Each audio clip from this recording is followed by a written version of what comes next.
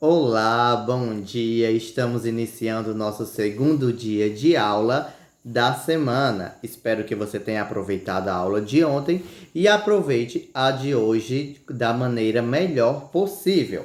E vamos dar continuidade ao nosso estudo de ciências, ok? E para isso você vai pegar o seu livro e vai abri-lo na página 432. Então vamos lá, pegue o seu livro e abra-o na página 432. Então, após o exercício, nós temos água potável, não é mesmo? Então vamos iniciar a leitura e leia junto comigo. Água potável. A água apropriada para beber chama-se potável.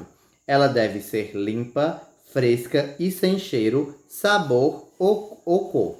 Então, a água que é apropriada para nós ingerirmos, certo? Que faz bem para a nossa saúde, chama-se água potável, certo? E ela tem que ser limpa, ok? Livre de qualquer sujeira ou micro-organismos, micróbios, bactérias. E também deve ser fresca e a água ela não deve ter cheiro, certo? Mas às vezes por conta do sistema de tratamento ela vem com cheirinho de cloro, a água da caixa, certo? Ou sabor ou cor. A água que vem de rios geralmente contém impurezas e micro-organismos causadores de doenças, ou seja, é água imprópria para o uso. Então, as águas que vêm para os rios, certo, são impuras às vezes, contêm impurezas. Mas, professor, a água da natureza não é pura? É sim pura, mas porque hoje os rios cortam as cidades, certo? Passam por dentro das cidades e ali as pessoas derramam o esgoto dentro do rio, jogam lixo e acabam por contaminar a água, certo? E por isso que ela fica impura. Então, ela é imprópria, certo? Para o uso, para se tomar assim que sai do rio. Ok? Vamos continuar. O trabalho de limpeza e purificação da água é feito nas estações de tratamento.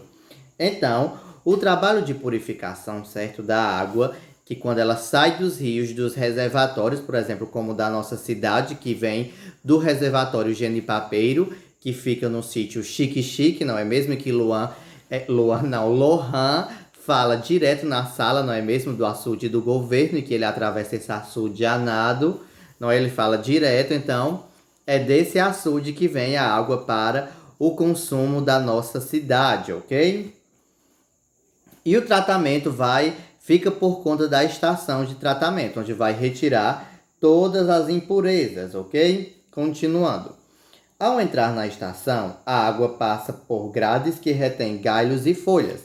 Então, quando a água entra na estação de tratamento, o primeiro passo é que ela vai passar por uma grade, certo? Então, ali vai passar só a água, ficando do lado de fora os galhos que caíram na água e também as folhas, certo? Que o vento traz ou que cai das árvores que ficam próximas aos reservatórios. Em seguida, ela é bombeada para um tanque, onde recebe um sulfato de alumínio e cal, que carrega a sujeira para o fundo no tanque de decantação. As impurezas se acumulam no fundo. Depois a água passa por um tanque com areia e cascalho. Então, nem toda estação de tratamento utiliza o mesmo processo, mas aqui o livro nos traz uns exemplos de uma estação de tratamento que usa o sulfato de alumínio e cal, certo? Apropriado para o tratamento de água. Não é qualquer sulfato de alumínio nem qualquer cal, certo? E devem ser feitos apenas por técnicos que saibam trabalhar com esses materiais. Então, nada de colocar cal dentro da água e dizer que está puro. Mas, quando o técnico faz isso da maneira apropriada, toda a sujeira, certo? A sujeira vai descendo no tanque de decantação e vai para o fundo. E depois a água ainda passa por um tanque com areia e cascalho, certo? Que é para passar somente a água. A seguir, vem o tanque onde a água recebe flúor e cloro. O cloro mata os micro-organismos e o flúor fortalece os dentes e ajuda a prevenir cáries. Finalmente, ela segue pelos canos da rede de distribuição até as casas. Então, depois de passar pelo tanque de decantação, ou seja, de repouso, vamos assim dizer, ela vai para o último tanque, onde vai ser adicionado o cloro, que ele vai matar qualquer micro-organismo que tiver, qualquer micróbio, certo? E ainda vai colocar o flúor, que vai ajudar os nossos dentes ficarem mais fortes, ok? Continuando. E depois de receber o cloro e o flúor, então ela finalmente segue para as nossas casas. No caso, ela vai para a caixa d'água, não é? E depois é distribuída para toda a cidade. E tem sítios e distritos, certo? Que também tem a estação de tratamento, tem um projeto de água encanada que segue esse mesmo projeto, mas onde não se tem, certo? Água encanada, aí os moradores, os agentes de saúde, certo? Que são empresas contratadas ou são empregados contratados pelo governo municipal, que assistem às pessoas e distribuem cloro e a orientação para colocar na água que vão tomar ou cozinhar, certo? Continuando.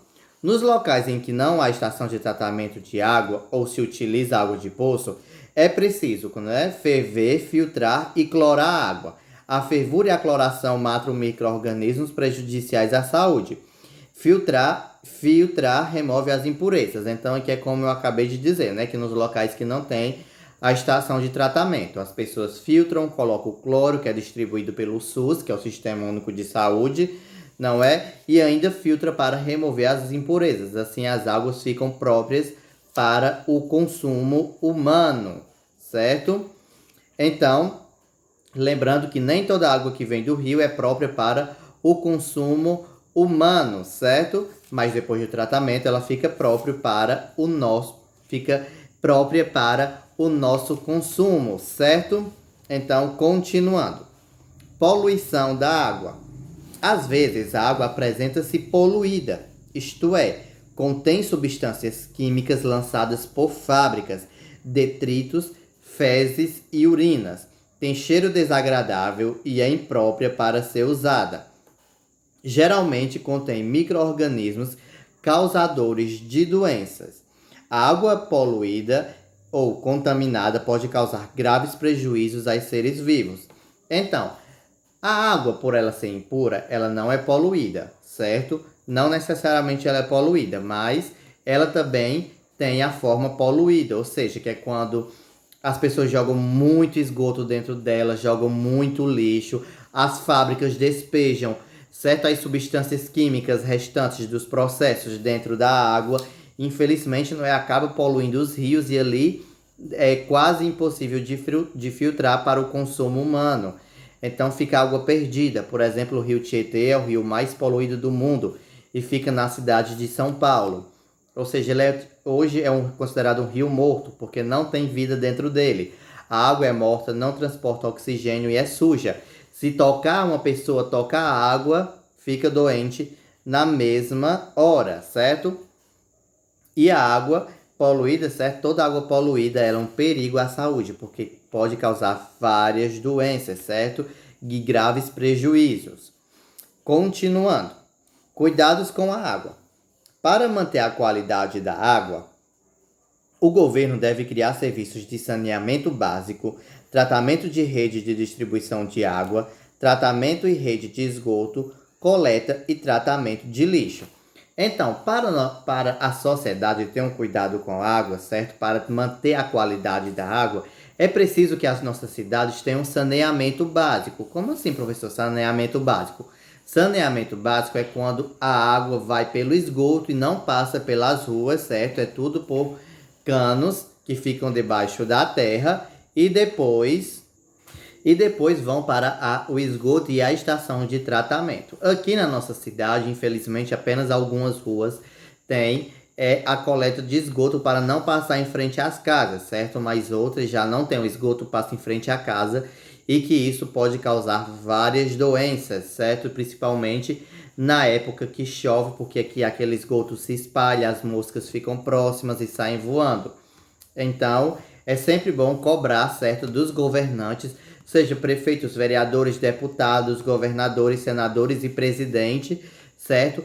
O saneamento básico, que leve a água pelo esgoto de toda casa e depois vá para a estação de tratamento, onde trate a água, tire as impurezas e volte para a natureza.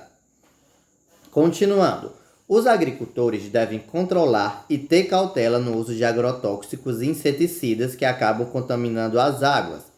Então, não é só a população urbana que tem que ter cuidado com a água, mas também a população rural, que às vezes os agricultores, certo, colocam os agrotóxicos para matar os insetos e lagartas e entre outros animaizinhos que comem as plantas e podem prejudicar as plantações. Então ali eles colocam, certo, para evitar que os insetos cheguem até as plantações. Mas aí também tem que ter muito cuidado, porque quando chove, o solo absorve todo aquele veneno. Então tem que ter cuidados, inseticidas apropriados e na medida recomendada pelas autoridades. Continuando, a população deve colaborar não jogando lixo nos córregos.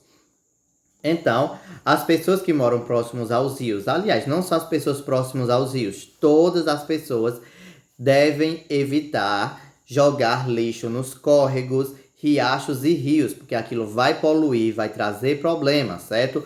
Aqueles bueiros entupidos, onde a água não passa, é só lixo, certo? Então, tem que ter muito cuidado com isso. Não se deve jogar lixo em nenhum reservatório de água e nenhuma água corrente. Entendido?